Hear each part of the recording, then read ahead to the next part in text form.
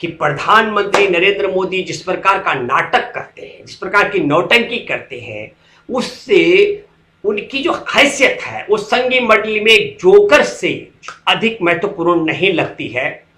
देश कितने संकटपूर्ण दौर से गुजर रहा है, शायद इसकी उनको तनिक भी चिंता नहीं है। और हमको लगता है चिंता भी क्यों होगी, क्योंकि गोलवरकर ने कहा था कि यदि देश पर लंबे समय तक शासन करना हो तो शासन करने के लिए जरूरी है कि देशवासियों को भिखारी बनाया जाए। अब आप देखिए कि हमारे देश का प्रधानमंत्री मोर को चारा खिलाते हुए, मोर के साथ चहलकदमी करते हुए वीडियो वायरल कर रहे हैं अपने, और चीन ने सीमा पर पूरा लद्दाख से लेकर पूरे जो हमारा भारत के साथ सीमा लगी है चीन की, उस पर मिसाइलें तैनात कर दी हैं।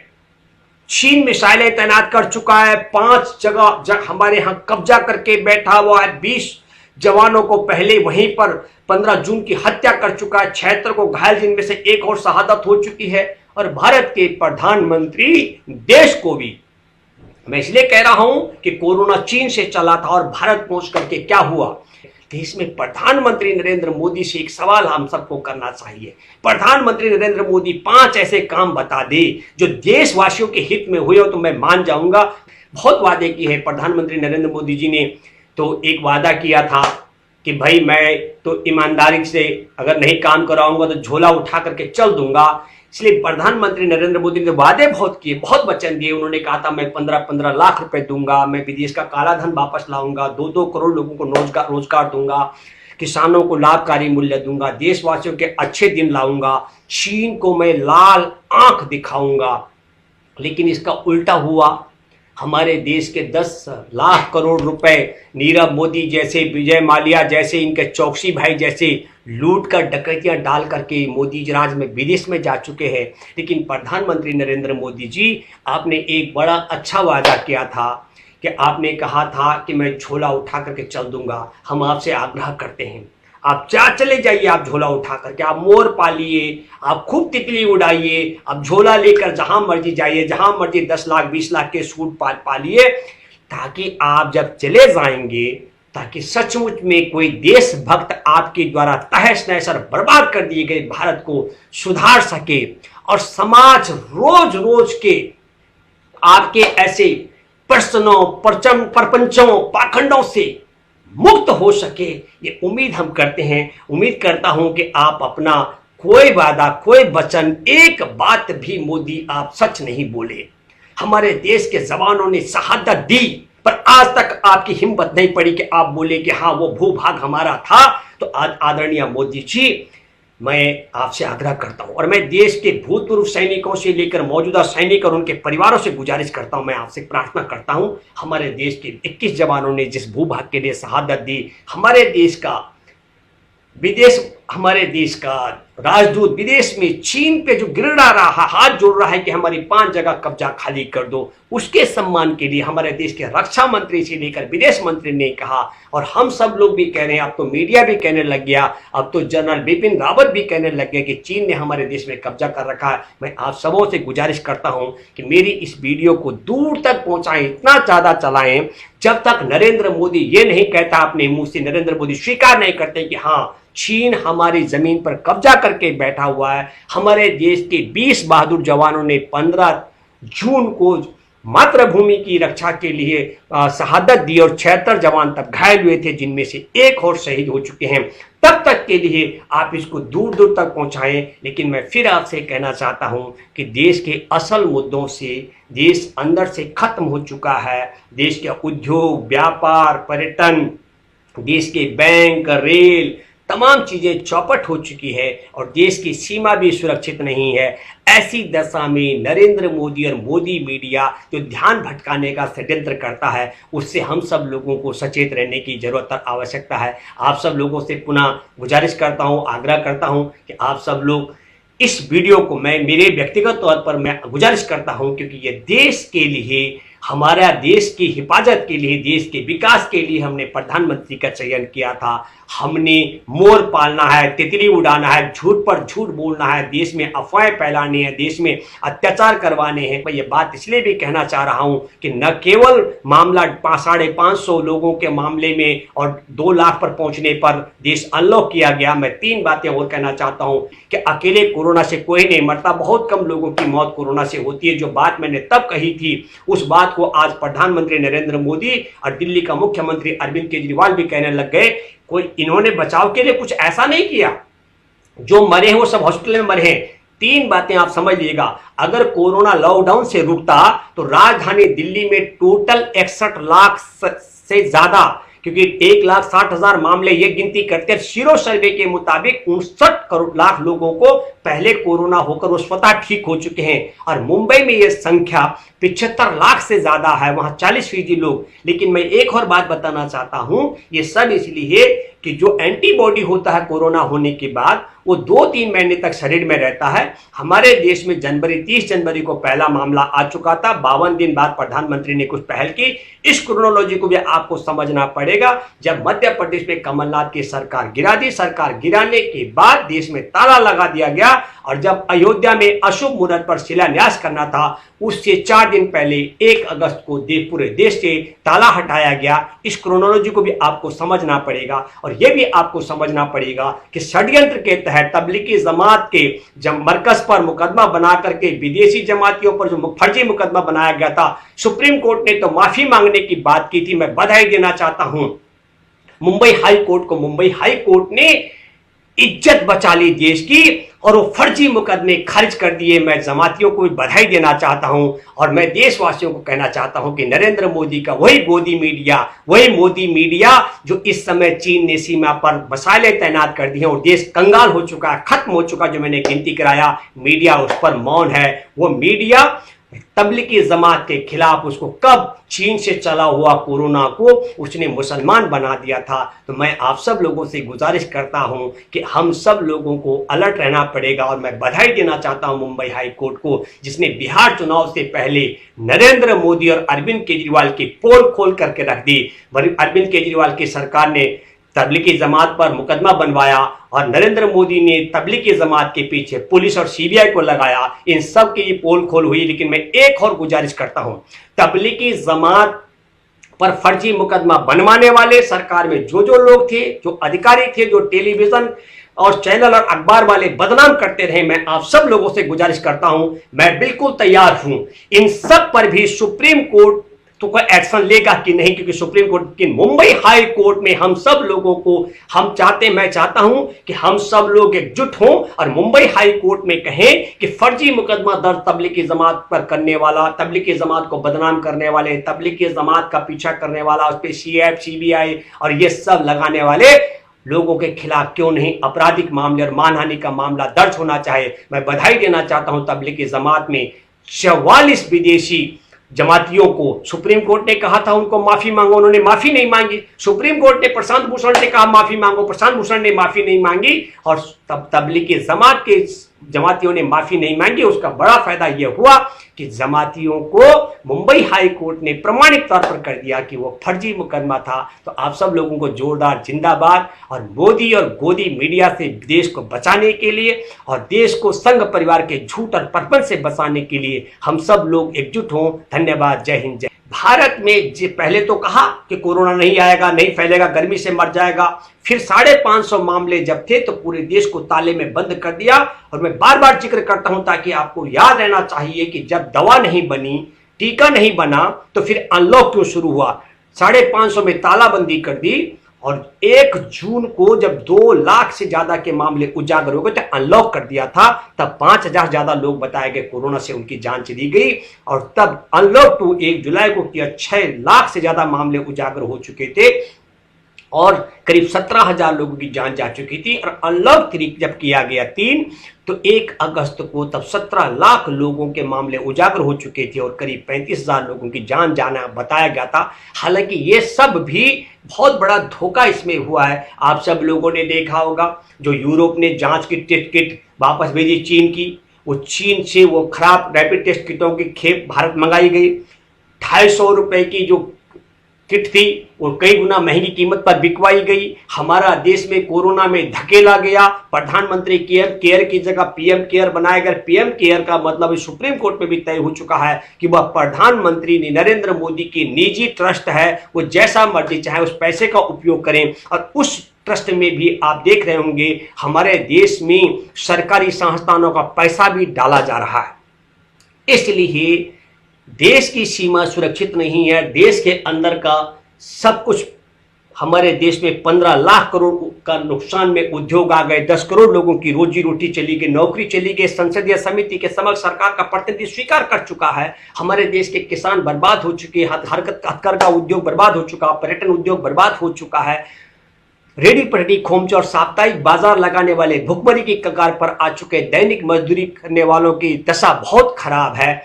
इन सब चीजों से ध्यान भटकाने के लिए मीडिया के माध्यम से हमारे देश का प्रधानमंत्री मस्त होकर जिस तरीके से मोर को चारा खिलाते हुए दिख रहे हैं और कह रहे हैं कि भाई हम तो मोर बने, वो एक तरीके से संदेश दे रहे हैं कि देखो मैं मोर पालक हूं। और अकेले मोदी जी ने तो कभी अनाज भी शायद उगाया है, इसकी दूर तक हमें संभावना नहीं है, क्योंकि उनका वो बताते हैं कि मैंने लंबे समय तक भीख मांगी, भीख के बाद राजनीति में आ गए तो उन्होंने खेती बाड़ी नहीं की। हमने कंझावला में 35 दिन ताला लगवाया था किसान आंदोलन में जमीन के अधिग्रहण के खिलाफ। तब कराला गांव का मैं जिक्र कर रहा हूं, अनूप नंबरदार का, और वहां आनंद और ये सब लोग मिल करके, वो पूरा परिवार, वहां मोर परिवार आता है उनके यहाँ चारा पानी के लिए। वो कभी कैमरा लगा करके उसको चारा नहीं देते, बगैर कैमरे के चारा पूरा मोर परिवार चारा खाता है। हमारे एक दोस्त हैं, वरिष्ठ साथी पत्रकार चिंतक श्याम सिंह रावत जी, उन्होंने कहा कि पाखंड क्या है? एक ऐसा कृत्य जो सत्य अथवा किसी वास्तविक व्यक्ति और किसी क्रियाकलापों के विपरीत हो, जो व्यक्ति की वास्तविकता है उसके व्यक्तित्व और उसके क्रियाकलापों के विपरीत हो, वह पाखंडवाद होता है। और यही पाखंड जो है नरेंद्र मोदी का अभी आप सामने उजागर हो रहा है। एक तरफ आप देख रहे हैं कि हमारे हजारों लाखों हेक्टेयर जमीन, वन संपदा, जहां जीव जंतु पशु पक्षी और कीट हैं, उन सब को हत्या करके पूंजीपतियों के हवाले किया जा रहा है। और दूसरी तरफ कभी तितली उड़ा करके और अब चारा खिला करके क्या कहते हैं इसको, मोर को चारा खिला करके भटकाया जा रहा है। लेकिन मैं आपको बताना चाहता हूं कि 15 जून की शहादत के बाद हमारे देश के भूतपूर्व सैनिक और सैनिकों में बहुत आक्रोश है और सरकार भी समझ चुकी है, क्योंकि रक्षा मंत्री भी पहले कह चुके हैं हमारे यहाँ कब्जा है, विदेश मंत्री ने कहा कि हमारे यहाँ कब्जा है, हमारे देश के राजदूत चीन में गिड़गिड़ा कर कह रहे हैं कि साहब कब्जा छोड़ दो। अब हमारे यहाँ सीडीएस भी कहने लगे हैं बिपिन रावत के सब करो। इन सब चीजों से ध्यान भटकाने के लिए ये सब षड्यंत्र के तहत मोदी जी का ये जो आपको दिख रहा है प्रेम, लेकिन एक बात आपको बताता हूं कि भारत का प्रधानमंत्री मोर को चारा खिला करके हमारे देश के लोगों का ध्यान भटका रहे हैं और हमारे देश का सीडीएस अब धमकी देने की बात कर रहे हैं। लेकिन चीन लद्दाख से लेकर पूरे हमारे भारत की सीमा पर मिसाइलें तैनात कर चुका है। प्रधानमंत्री ने एक बात बहुत साफ कही थी, कहा था कि देश सुरक्षित हाथों में है। बिल्कुल वो हाथ सुरक्षित रहने चाहिए, वो हाथ ईश्वर करे कभी वो असुरक्षित ना हो। लेकिन देश जिन सुरक्षित हाथों में है उनमें देश सुरक्षित है भी कि नहीं, ये बहुत महत्वपूर्ण बात है। हाथ सुरक्षित हैं लेकिन देश सुरक्षित नहीं है, यह बात मैं आपको बताना चाहता हूं। सीमा पर चीन ने कब्जा कर लिया। प्रधानमंत्री नरेंद्र मोदी बोले हमारी सीमा में ना कोई घुस आया है, ना कोई घुसा हुआ है, ना हमारी जमीन पर किसी का पोस्ट है। जबकि जिस भूभाग की रक्षा के लिए हमारे 20 जवान शहादत दिए थे, आज 21 हो गए अब तो, और 76 जवान घायल हो गए थे, तो सीमा भी सुरक्षित नहीं है। देश के अंदर का हिसाब किताब इतना है कि 10 करोड़ लोगों की नौकरी छीन गई। देने का वादा था 12 करोड़ लोगों को और रोजगार, 10 करोड़ लोगों की नौकरी छीन चुके हैं। संसदीय समिति के सामने स्वीकार कर लिया है। 15 लाख करोड़ के नीचे उद्योग आ चुके हैं। हथकरघा हमारा चौपट हो चुका है, पर्यटन उद्योग चौपट हो चुका है। खाने पीने के सामान की बात करेंगे तो रेडी पटरी से लेकर 7 तारा 7 स्टार होटल में बिल्कुल चौपट हो गए। पता नहीं कब कितने, मैंने एक दिन कहा कि शायद 20 साल में हमारा उद्योग व्यापार हथकरघा रेडी पटरी खोमचा वाले शायद अपने उस स्तर पर आ पाएंगे जहां वो अब पहले थे कोरोना काल से पहले। तो हम कई लोग लिख रहे हैं नहीं, नरेंद्र मोदी जी ने देश को 70 साल पीछे धकेल दिया है और अब स्थिति ये हो गई है कि हमारे देश के अंदर जिस तरीके से प्रधानमंत्री की संवेदनाओं का स्तर इतना गिर चुका है कि वो आंकलन ही नहीं कर पा रहे हैं कि देश की आंतरिक और देश की सुरक्षा की दशा क्या हो चुकी है, या उनकी जो परवरिश रही है संघ परिवार की, उस धुन में सरकार गोलवर करके गोल को उनका था, गोलवलकर ने कहा था कि जब देश के लोग कंगाल बनाए जाएंगे तब आप देश पर लंबे समय तक शासन कर सकते हैं। मुझे लगता है कि नरेंद्र मोदी उस ओर देश को ले जा रहे हैं, इसलिए वो निश्चिंत हो गए कि अब देश अंदर से भी खोखला हो चुका है, देश अंदर से भी बर्बाद हो चुका है और बाहर से भी चीन ने कब्जा कर लिया है। बहरहाल इन दोनों स्थितियों को लेकर के यही नहीं हमसे कहा जाएगा कि आप चीन की लड़ी मत खरीदिए, पर अभी सुना मुकेश अंबानी टिकटॉक चीन का, अदानी चीन का कर्जदार है जिसको हमारे देश के एयरपोर्ट और तमाम चीजें बेची जा रही हैं। तो जो लोग चीन के डायरेक्ट निवेश नहीं कर रहे हैं, वो जिन कंपनियों को पैसा दे रहे हैं उनके माध्यम से ये हो रहा है। और मैं ये एक बात और कहना चाहता हूं आपके सामने, बहुत पुरानी बात हो गई, 15 जून को शहादत, अभी तो 21 जवानों की शहादत हो चुकी है। प्रधानमंत्री नरेंद्र मोदी यदि सच में ईमानदारी के साथ में मोदी ने, नमस्कार मैं हूं भूपेंद्र रावत और आज आपके साथ बात करूंगा मोदी जी के मोर प्रेम को लेकर के। आप सब लोगों ने देखा एक वीडियो खूब वायरल हो रहा है, टेलीविजनों से लेकर अखबारों की सुर्खियों में है, सोशल मीडिया में छाया हुआ है। मोदी जी किस्म किस्म के ड्राइंग रूम में अलग तरीके के कपड़े, अलग रंग रूप के कपड़े पहन करके अपने चौखट पे बाहर अलग, बरामदे के बाहर बैठकर अलग तरीके का वेशभूषा में और टहलते हुए जब मोर के साथ मोर पंख फैला रहा होता है पार्क में, उसका पीछा करते हुए अलग वेशभूषा में। लेकिन देशवासियों, आप सब लोग जरा अपने विवेक से भी सोचें कि देश का प्रधानमंत्री जब ड्राइंग रूम में मोर को चारा खिला रहा होता है तो कैमरे लगे होते हैं, जब वो अपने बरामदे में बैठ करके मोर को खिलाते हैं तो कैमरे लगे होते हैं, और जब मोदी जी टहलते हैं पार्क में तो कैमरे लगे होते हैं। हर बार अलग अलग कपड़े होते हैं, लेकिन इस क्रोनोलॉजी को भी आपको समझना पड़ेगा। ये क्रोनोलॉजी क्या है? हमारे देश के अंदर सबसे बड़ी बात यह है कि आज हमारे देश की दशा क्या है।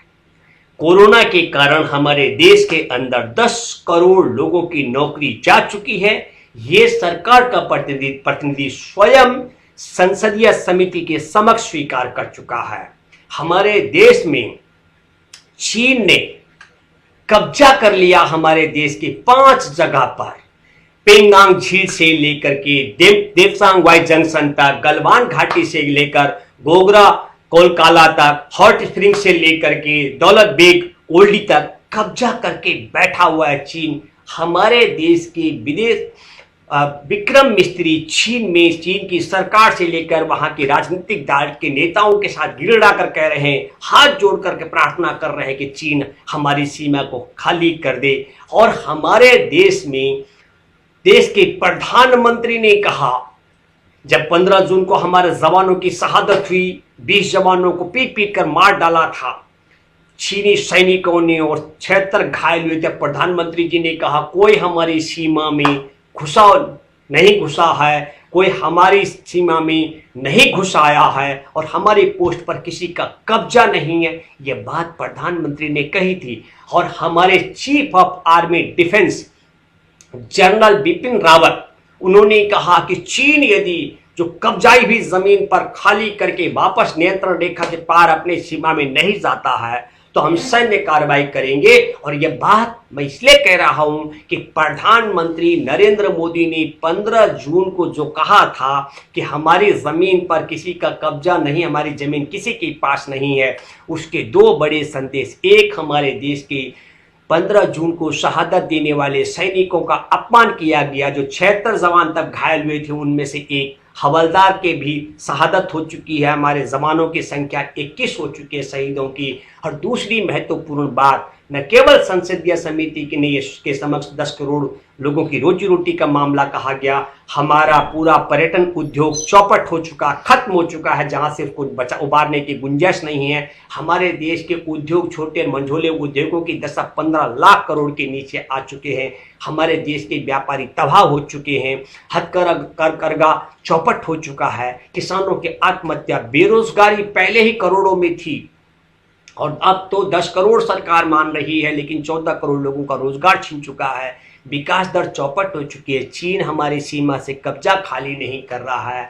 हर ऐसी दशा जब देश की हो चुकी हो, तब देश का प्रधानमंत्री अलग अलग किस्म के कपड़े पहनकर मोर को चारा पानी खिलाए, और हमारे देश का मूर्ख मीडिया इतनी महत्वपूर्ण बात से कि सीमा भी सुरक्षित नहीं है, देश के उद्योग व्यापार, हमारे देश के तमाम सरकारी संस्थान, किसान सब बर्बाद हो गए, और बेरोजगारों की संख्या में करोड़ों का इजाफा हो चुका है। रेड़ी पटरी खोमचा वाले भूखमरी की कगार पर पहुंच चुके हों, और प्रधानमंत्री अभिनय की भूमिका कर रहे हों, तो इसके 2-3 बड़े कारण हो सकते हैं। एक तो महत्वपूर्ण बात यह हो सकती है, अगर आपने अभी तक हमारा चैनल सब्सक्राइब नहीं किया है तो सब्सक्राइब करें और घंटी का बटन बिल्कुल भी दबाना ना भूलें, ताकि सभी लेटेस्ट खबरें पहुंच सकें आप पे सबसे पहले।